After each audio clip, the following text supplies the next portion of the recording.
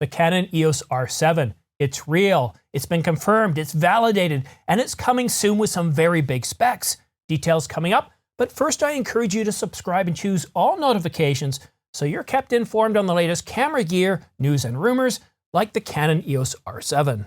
The information that I'm about to present to you has been validated, it has been confirmed, and is considered fact, as it's rated a CR3 by Canon Rumors.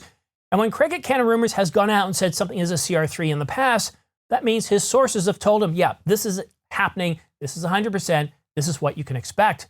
So first off, let's take a look at the sensor and the processor. Previous rumors did get it right. It is going to have a 32.5 megapixel APS-C sensor, but what they got wrong is, according to this validation, it's not BSI, it's not stacked. But let's take a look at the frame rate here. And this is pretty amazing. I don't know one thing we don't know is how much this camera is going to cost, but 30 frames per second electronic. 30 frames per second. That's pretty impressive, especially for an APS-C camera. Mechanical mode, and yes, there is a mechanical mode. Canon hasn't decided to do away with mechanical yet. 15 frames per second. So it's capable of anywhere between 15 to 30 frames per second, and that's pretty impressive. So we're getting most likely a new sensor. Now, I don't know how different this is from the Canon 90D because it also has a 32.5 megapixel sensor. And if this truly isn't BSI or stacked, well, Canon could be borrowing that sensor and maybe tweaking it a little bit, or maybe leaving it as is. What do you think about that for the sensor? Now, the processor, there's no mention. I still think that the Digic X is the most likely candidate for this camera, especially if it's going to be shooting at 30 frames per second at 32.5 megapixels. Pretty impressive. Wow, 30 frames per second. But also what's surprising is that we're getting a mechanical mode as well. And also surprising is that they didn't decide to introduce any backside illuminated or even stacked. Well, it's more likely they would do backside illuminated. Stacked is a more recent technology.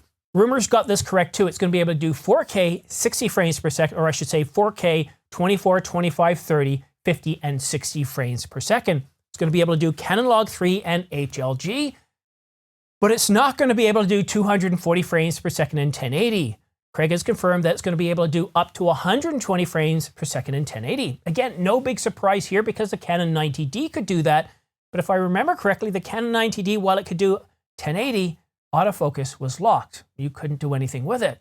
So I would assume, I'm hoping, fingers crossed here, that they haven't crippled it in that way in this regard, and that 120 frames per second and 1080, autofocus is working perfectly fine, and that 4K 60, again, autofocus is working well. If you're a wildlife photographer or even sports, this is going to be truly amazing to have that 1.6 times crop, to have 30 frames per second. Set the shutter right, and you should be able to capture all of those images of birds in flight, cars in flight. Well, hopefully the car isn't in flight, because usually that's something really bad that's about to happen. So video modes are pretty impressive. Now, have I left anything out video-wise?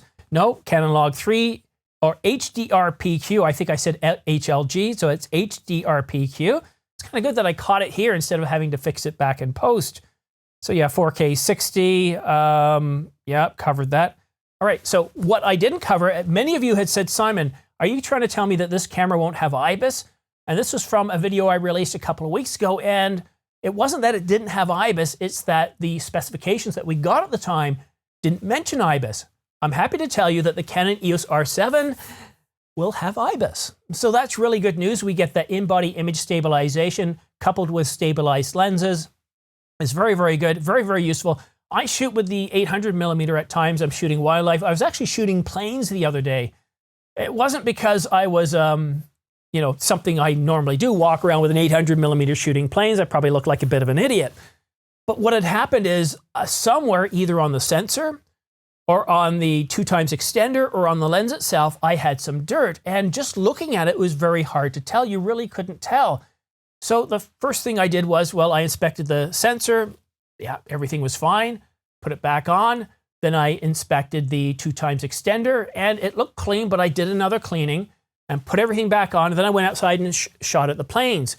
And the one thing when you're shooting at a very simple background like a blue sky, any sort of distortions are plainly visible. And also, it was a challenge for me to see if I could get a plane in focus.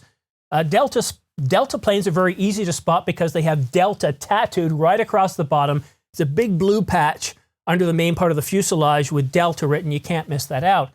British Airways, Air France, you know, they're more distinguishable by their tail. Anyhow, I was able to clean it. It was on the 2x extender and everything was fine. But to be able to shoot wildlife with 30 frames per second, my Canon EOS R5 can only do 30 frames per second. Sorry, 20 frames per second. To be able to do 30 frames per second with something like the Canon RF 100 to 500 millimeter with an f1.6, that's 800 millimeters. You're getting up to 800 millimeters or 160 to 800 millimeters at 30 frames per second. Truly incredible. And if you're going to be buying the R7, I highly recommend getting the RF L series glass. It's just going to give you some absolutely incredible results. And I know I don't know what the rolling shutter is going to be like yet. Neither do you. We don't know what the rolling shutter is going to be like. We don't know what the detail is going to be like. We don't know if the sensor is going to be the same one that's found in the 90D or if they've modernized it, refreshed it. But I'm a little bit surprised it's not stacked. Now, that could be good news price-wise. Maybe instead of pushing much past $2,000, it could be under $2,000. I was optimistically thinking that it could be priced anywhere from around $14.99 to $19.99. No, that's not $199,000. It's anyhow, never mind. The R7 to me is looking to be a really, really incredible camera. A camera that I wouldn't mind having as a spare. Just the other day, I was out riding my bike with my son, and I took it out again today. And I took the Canon 70D with a 50mm f1.8. And you know what? When it comes to stills, it's still an amazing camera. It still produces amazing shots. Video-wise, no, it's so old in the tooth that you just can't do anything with it. But stills-wise, I still like the 70D. And I can only imagine having the R7 as a backup, being able to do 4K at 30 frames per second. I'm really curious to see how detailed it is. Remember, the Canon 90D was soft in 4K, but produced a really good 1080. If you took that 4K and downsampled it yourself manually, you got a really, really detailed 1080, very similar to what you would get with the C100. To be able to get detailed 4K 30 out of the R7 and to be able to get it without any time limits or overheating would be a good thing. Now, in terms of overheating, well, it's APS-C. I think there's a pretty good chance we might not have to worry about overheating.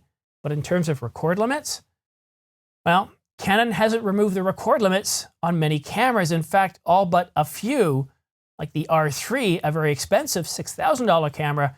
And even there, they didn't remove the record limit. They just extended it to 6 hours. I would love to be in that meeting room where they say, Jenkins, we need to remove the record limit. No, sir, we can't remove it. Let's just extend it to 6 hours. Why 6 hours, Jenkins?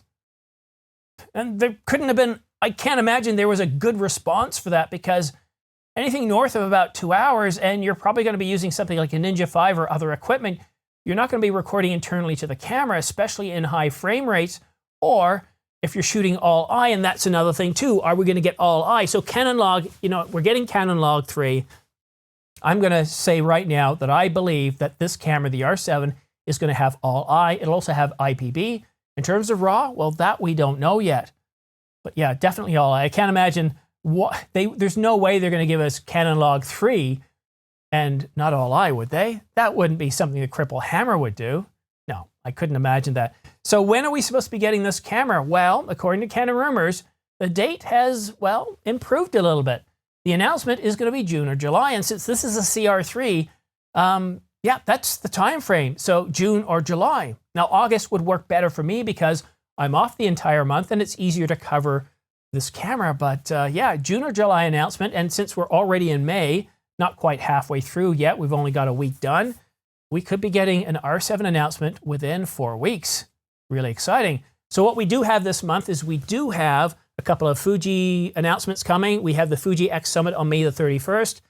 And I wouldn't be surprised if within a couple of weeks after that, we could get an R7 announcement. But again, with everything happening in the world today, shortages for materials, parts, supply, labor, everything, I wouldn't be surprised if the announcement does push into July. But that's the announcement, June, July announcement. Availability, when it's available for sale, when it's available for pre-order, and when it ships are completely different things. I'd be surprised if it doesn't ship before the second week of September at the very latest. But again, I know it's really hard to predict. I have a Magic 8 Ball app on my phone, and even the Magic 8 Ball just shrugs every now and then and says, I don't know, dude. It's all up in the air. So there we have it, the Canon EOS R7. So to sum it up, it's going to have a 32.5 megapixel APS-C censored camera, no mention of BSI or stacked.